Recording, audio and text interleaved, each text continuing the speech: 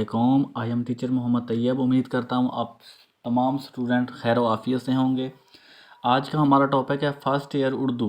Dear students, आज मैं आपको first year Urdu according to the smart syllabus आपके जो लास्ट वाला क्वेश्चन होता है जिसको हम तलखीस कहते हैं, इसको कैसे सॉल्व करना है, ये कहाँ से आते हैं, इसको आपने इसमें से 10 नंबर कैसे लेने हैं।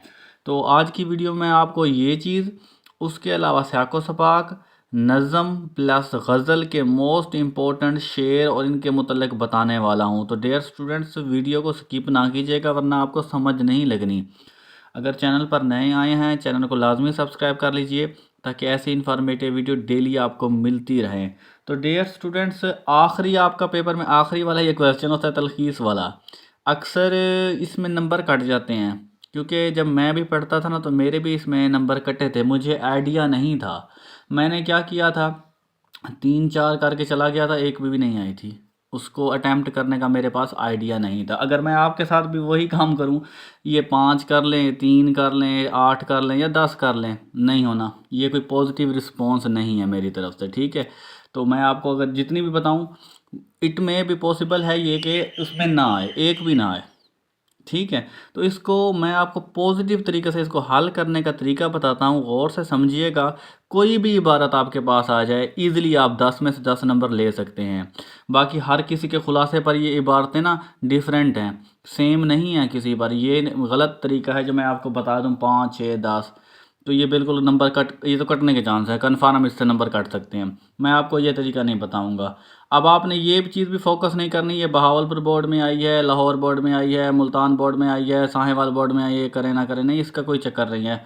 ये कोई भी उठा के दे सकता है, सिर्फ आपको इसकी अंडरस्टैंडिंग होनी चाहिए किस तरह इसने हल करना है। देखिए, ये फ़र्ज़ करें आप एग्ज़ाम में बैठे हैं, आपके पास ये इबारत आ गई, आपने ये नहीं पढ़ी, आपको कोई आइडिया नहीं, लेकिन आपको अटैम्प्ट करने का आइडिया है तो आप तकड़े हैं, ठीक है। आपने फड़का के रख देना है। देखिए, एक शख्स रात के अंधेरे में पहाड़ की चोटी से गिरा।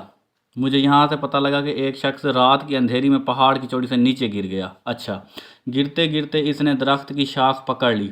मतलब जब वो नीचे गिरा तो उसने दरख्त की एक टहनी पकड़ ली, समझ लें।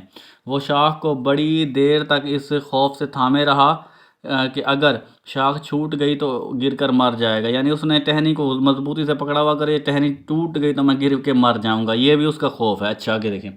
आखिर बड़ी देर बाद इसने ज़िंदगी से मायूस होकर शाख छोड़ दी। मतलब मुझे यहाँ से ये कि पता चला कि उसने काफ़ी देर बाद, जब एक किस्म का वो थक ही गया होगा, तो उसने मायूस होकर ज़िंदगी से, उसने कहा अब जो होता है होने दें, ठीक है। समझते जाइएगा, आप थोड़ा सा समझेंगे आपको समझ लग जाएगी। देखिए, मगर खुशकिस्मती से ज़मीन करीब थी, यानी वो ज़मीन भी उसके काफ़ी ज़्यादा करीब थी। अच्छा, इसे कुछ ना हुआ, यानी वो बच गया सही सलामत। यूं एक बेबुनियाद खौफ इसके दिल में बैठा था। अब इसकी ऊपर तलखीस करनी है।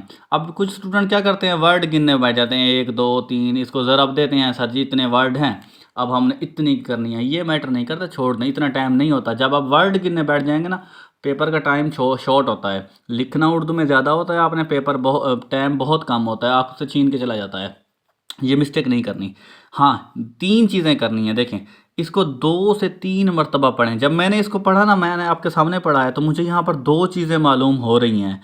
यार, एक बंदा था, वो ना रात के अंधेरे में पहाड़ की चोटी से नीचे गिर रहा था, और ज़मीन भी उसके नीचे से काफ़ी ज़्यादा करीब थी। मतलब अगर वो उसको छोड़ भी देता ना दरख्त की टहनी को, समझें इस बात को, थोड़ा सा अपने अल्फाज में समझें, टहनी को छोड़ भी देता था क्योंकि ज़मीन साथ थी, उसको कुछ भी नहीं होता। यानी उसने अपने दिल में एक बेबुनियाद खौफ बिठा रखा था कि मैं अगर छोड़ूंगा तो मर जाऊंगा, ऐसा कुछ भी नहीं होता।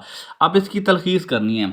अब देखें, ये रफ अमल वाला किस्सा छोड़ दें, आपने डायरेक्ट तलखीस करनी है। कैसे करनी है? हाँ, आपने जो मेन पॉइंट याद रखने हैं। देखें, मेरे दिमाग में 3 से 4 पॉइंट आते हैं, ज़रूरी नहीं कि ये आए हैं।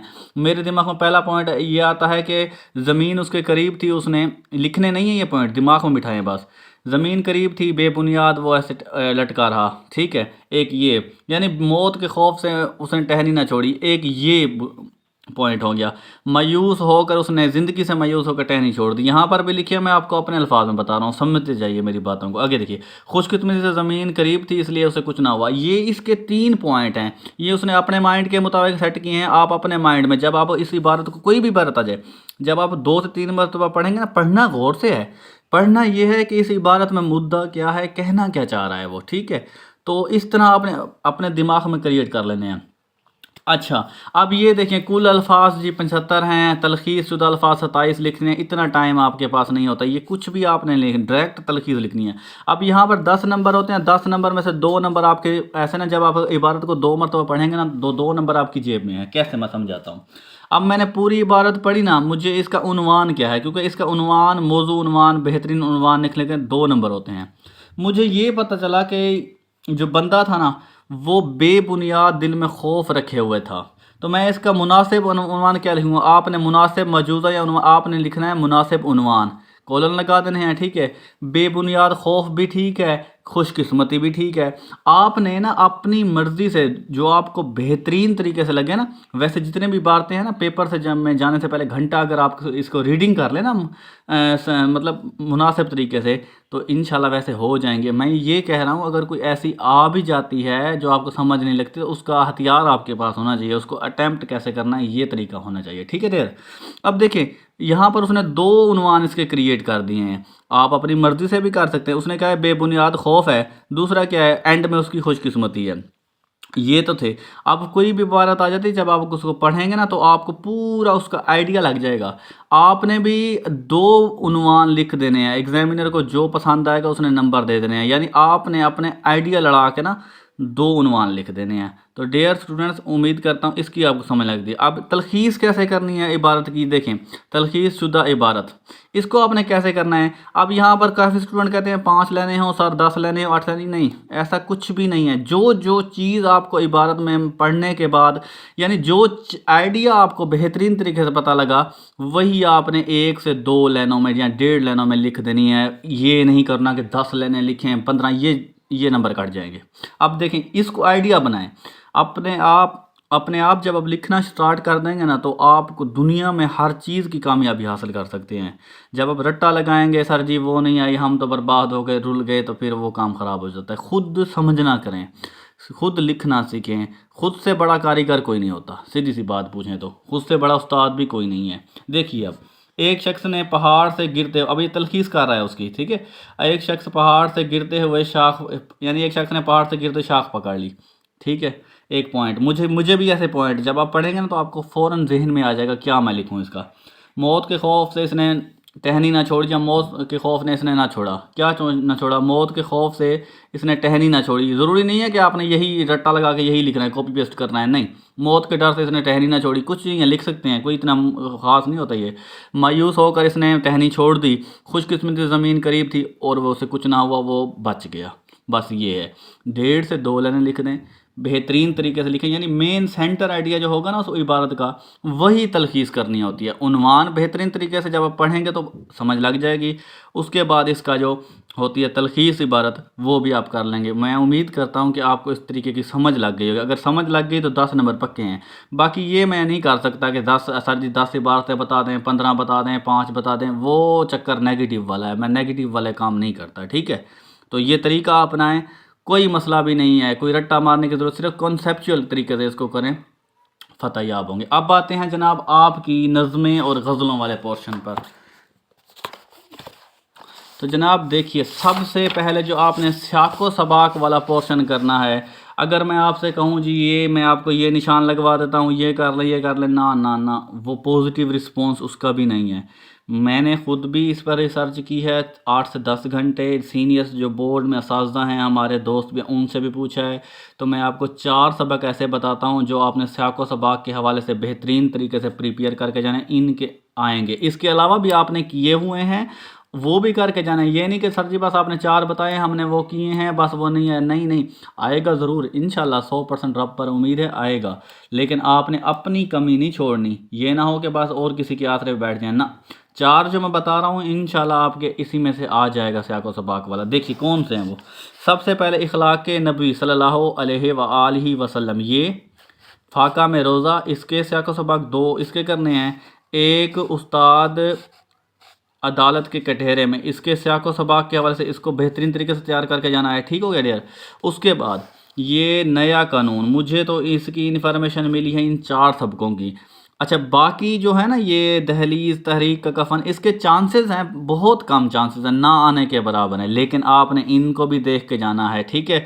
یعنی اس میں آپ نے لکھنا کیا ہوتا ہے، پھر میں دوبارہ ریویو کرواتا ہوں تاکہ آپ کو بہترین طریقے سے سمجھ لگے. سیاق و سباق کے حوالے سے نا آپ کے 15 نمبر ہوتے ہیں, ٹھیک ہے.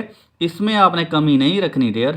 ایک پہلا سبق یہ والا فاقہ میں روزہ, ایک استاد عدالت کے کٹہرے میں, 3 ہو گئے. اس کے بعد نیا قانون, اس کو آپ نے اچھے طریقے سے کر کے جانا. اس کے علاوہ یہ اور پاکستان بن گیا, یہ بھی آپ نے اگر کرنا ہے تو کر لیجئے گا.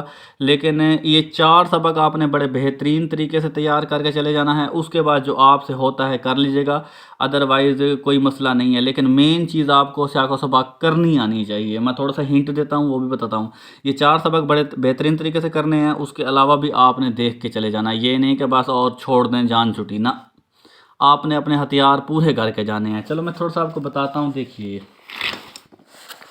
یہ دیکھیے, آپ نے نظم ہو, غزل ہو یا نثر ہو, تو میں تھوڑا سا آپ کو بتانا یہ چاہوں گا. دیکھیے یہاں پر ڈیوائڈ نمبر ہوتے ہیں. اب جو سیاق و سباق ہوتا ہے میں تھوڑا سا آپ کو بتاتا ہوں, اچھی طرح سمجھ لگ جائے گا. دیکھیے یہاں پر ہوتا ہے مصنف کا جو نام ہوتا ہے نا, میں آپ کو یہ اضافہ میں بتا رہا ہوں, مصنف کا نام. یہ آپ نے اگر سیاق و سباق میں کریکٹ لکھ دیا تو آپ کو 1 نمبر یہاں سے مل جائے گا. اوکے ہو گیا. اچھا اب آ جاتے ہیں جی نثر کا نام یا سبق کا عنوان, جو بھی آپ مناسب سمجھیں. سبق کا جو عنوان ہوتا ہے نا, سبق کا عنوان, اس میں بھی آپ کا تقریباً 1 نمبر ہوتا ہے. اٹس مین دیٹ 1 + 1 یہ آپ کو 2 نمبر ان چیزوں کے مل جائیں گے. اگر چار چیپٹر جو میں کہہ چکا ہوں, اگر بہترین طریقے سے آپ اس کو تیار کر لیں تو اسی میں سے مجھے امید ہے کہ اسی میں سے آئیں گے. یہی بہترین ہے چیپٹر اور بڑے اہم ترین ہے, ٹھیک ہے. یہ چیزیں آپ نے کرنی. باقی 8 نمبر جو اس کے ڈیوائیڈڈ نمبر ہوتے ہیں, ہر ایک چیز کے تشریح کے سیاق و سباق الگ الگ ہوتے ہیں. لیکن ان کے میں آپ کو یہ بتا دوں, کسی اسٹوڈنٹ کو نہیں پتہ, اکثر اسٹوڈنٹ یہ نہیں کرتے, تو 2 نمبر یہاں سے آپ کے کریک ہو جاتے ہیں, ٹھیک ہے. اب چلتے ہیں جی آپ کی نظم کی اور غزل کی جو تشریح آتی ہے وہ دیکھتے ہیں. دیکھیے ڈیئر اسٹوڈنٹس, پہلے میں آپ کو بتاتا ہوں حصہ نظم کے حوالے سے. یہ تو آپ نے, یہ بھی حمد اور نعت حصہ نظم سے ہی ہے, یہ کوئی باہر سے نہیں ہے ڈیئر اسٹوڈنٹس. یہ آپ نے تیار کر لیں, اسی میں سے شعر آ سکتا ہے, یہ نہیں کہ اس کو آپ نے چھوڑ دینا ہے, نہیں کرنا, یہ تو آپ نے کرنا ہے. باقی جو آپ کے پاس آ جاتا ہے یہ والا حصہ نظم, اس میں سے کون سے تشریح کے حوالے سے کون سی چیزیں زیادہ اہم ہیں وہ میں آپ کو ہائی لائٹ کرواتا ہوں. ایوادی لوراب, اس کی آپ نے بڑے بہترین انداز سے تشریح کر لیں, کوئی خاص ٹف نہیں ہے, علامہ اقبال صاحب کی ہے. اب دیکھیں نظم میں 2 چیزیں آپ نے یاد رکھیں. نظم کا عنوان کیا ہے, ایوادی لوراب, 1 نمبر آپ کو یہاں سے ایزیلی مل چکا ہے اگر صحیح لکھ دیا, ٹھیک ہے. اچھا شاعر کا نام کیا ہے, علامہ محمد اقبال. اب یہ آپ نے کریکٹ لکھ دیا, 1 نمبر آپ کو یہاں سے مل گیا, 2 نمبر نکل گئے. باقی جی بچتے ہیں آپ کے 8 نمبر فرض کریں. تو 8 نمبر جب آپ تشریح کیسے کرنی ہے, 5 سے 7 لائنوں کی شعر کی تشریح کریں, پھر اس کے بعد ایک حوالے کا شعر لکھیں, پھر تھوڑی سی تشریح کریں, پھر ایک حوالے کا شعر یاد رکھا ہوا. 2 حوالے کے شعر یاد رکھ رہے ہیں, انف ہیں, کافی ہیں, بہترین طریقے سے تشریح ہو سکتی ہے ڈیئر اسٹوڈنٹ. تو اسی طرح آپ نے 2 صفحے کریں, 3 کریں, وہ آپ پہ ڈیپینڈ کرتا ہے. لیکن میں تو یہی کہوں گا کہ زیادہ آپ نے وہ لمبے چوڑے قصے نہیں لکھنے, مناسب طریقے سے جو ورڈنگ بائی ورڈنگ لکھیں بہترین کر کے, ٹھیک ہے. اچھا اس میں ایک یہ نظم ہے, اس کے بعد آزادی. یہ 2 نظمیں میرے نزدیک بڑی اہم ترین ہیں. اس کے بعد اخلاق, اور یہ اگر آپ نے کرنی ہے کر لیجئے گا, کیونکہ پہاڑ نہیں ہے. لیکن میرے نزدیک یہ والی ایک بڑی اہم ترین ہے تشریح کے حوالے سے, ایک یہ بڑی اہم ترین ہے. باقی بھی آپ نے کر کے جانی ہے, لیکن میں آپ کو اپنا ایکسپیرینس بتا رہا ہوں ڈیئر اسٹوڈنٹس, ٹھیک ہے. 2 بڑی اہم ہیں. اچھا ڈیئر اسٹوڈنٹ, اب آ جاتے ہیں غزل پورشن کے حوالے پر. غزل میں جو تشریح آئے گی غزل سے, وہ دیکھیے کون سی ہیں. میں اپنے ایکسپیرینس کے مطابق بتا رہا ہوں, میں نے یہ پوچھی بھی ہیں سینئر اساتذہ سے. تو یہ کون سی ہیں, دیکھیے یہ جو احمد فراز کی غزل ہے یہ والی, یہ میرے نزدیک اہم ہے. یہ پروین شاکر, یہ والی بڑی 2 غزلیں ہیں, ان کی تشریح بڑے بہترین انداز سے آپ نے کرنی ہے, ان کے شعروں کی تشریح, ٹھیک ہو گیا. باقی آپ نے کیے ہوئے ہیں نو ایشو, یہ جو ہے نا, سر میں سودا بھی نہیں, دل میں تمنا بھی نہیں, یہ پچھلے سال بھی تھی, مطلب پچھلے سلیبس میں بھی تھی, یہ بھی آپ نے کر لینی ہے. لیکن میرے نزدیک میں جو اپنا آپ کو ایکسپیرینس بتا رہا ہوں, یہ 2 جو غزلیں ہیں نا بڑی اہم ترین ہیں, ان کو آپ نے بہترین انداز سے تیار کرنا, انشاءاللہ اللہ تعالیٰ آپ کو ضرور فتح دے گا, ٹھیک ہے. ہو گیا ڈیئر اسٹوڈنٹس, میں امید کرتا ہوں آپ کو اس طریقے کی اچھی طرح سمجھ لگ رہی ہو۔ اچھا ڈیئر اسٹوڈنٹ، تھوڑی سی میں یہاں پر ایک چیز اور کلیئر کرنا چاہوں گا۔ یہ جو غزل ہوتی ہے اس کا کوئی عنوان نہیں ہوتا، اس کا صرف شاعر کا نام درست لکھیں گے تو 1 نمبر مل جائے گا، باقی تشریح کے نمبر ہوتے ہیں۔ ٹھیک ہو گیا ڈیئر اسٹوڈنٹس؟ میں امید کرتا ہوں آپ کو آج کی ویڈیو بڑی اچھی لگی ہوگی، بڑی انفارمیشن آپ کو ملی ہوگی۔ تو ڈیئر اسٹوڈنٹ، میری چھوٹی سی ریکویسٹ ہے، ویڈیو کو دوستوں کے ساتھ لازمی شیئر کر دیجیے گا تاکہ اس سے وہ بھی فائدہ اٹھائیں، مجھے اور آپ کو دعائیں دیں۔ تو ملتے ہیں اگلی ویڈیو میں، تب تک اپنا بہت زیادہ خیال رکھے گا۔ اللہ حافظ۔